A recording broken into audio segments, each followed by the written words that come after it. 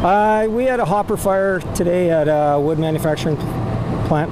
What crews finally got here? On arrival, we had fairly heavy smoke coming out of a hopper that had some wood product in it. And what happened when you guys opened the hopper? As we were working through the hopper, there was a slight dust explosion that occurred as we were trying to mitigate the fire. And was everybody okay? Yeah, everybody's fine. So what is that dust explosion? Like, what happens? It's just the dust meets oxygen and catches fire at a rapid pace.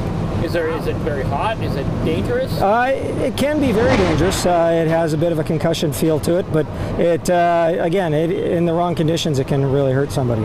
And once again, everybody was okay? Everybody's fine, yeah. And the fire's now under control?